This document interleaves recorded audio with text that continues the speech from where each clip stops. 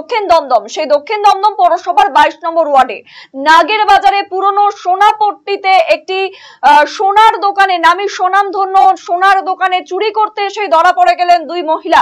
সোনা কেনার নাম করে তারা দোকানে প্রবেশ করে এবং গয়না দেখতে থাকে, এবং এই সময় কিন্তু তারা দুটি সোনার আংটি, একটি লকেট সরিয়ে ফেলে। দোকানদারের সন্দেহ হয় এবং তাদেরকে বসিয়ে রেখে সিসিটিভি ফুটেজ দেখা হয়।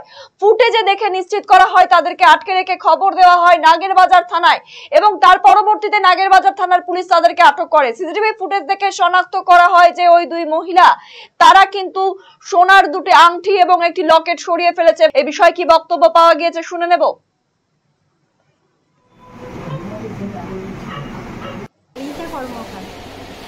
দোকানের নাম মা কালী জুয়েলার্স, অ্যাড্রেস 23 নম্বর নাগেরবাজার, কলকাতা। আচ্ছা, কিভাবে চুরি হলো?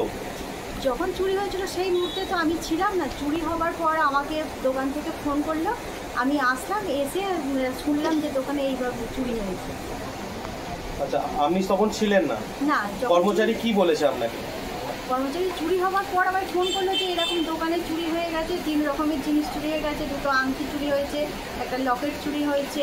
তো শোনা মাত্রই আমি সঙ্গে সঙ্গে আসলাম, এসে দেখলাম যে ওনারা যারা চুরি করেছে তারা বসে আছে। আপনি ভিডিও ফুটেজ দেখেছেন সিসি ক্যামেরায়? হ্যাঁ, দেখেছি। আচ্ছা, আপনি সব দেখেছেন, 3টে জিনিস চুরি হয়েছে। হ্যাঁ। আপনি কি চাইছেন এখন? কি চাইছি? যারা চুরি করেছে তারা শাস্তি পাক। শাস্তি পাক। আপনার যা জিনিস যে চুরি গেছে সেগুলো কি আপনি পেয়েছেন? হ্যাঁ, পেয়েছি। আমরা ভিডিও দেখে তাদের কাছ থেকে যেগুলো জিনিসগুলো পেয়েছি। নাগেরবাজার পুলিশ আপনাকে সহযোগিতা করেছেন? হ্যাঁ, করেছি। শুনছি এবার নাকি পরিবর্তন হচ্ছে। তাই কোথাও হচ্ছে পরিবর্তন?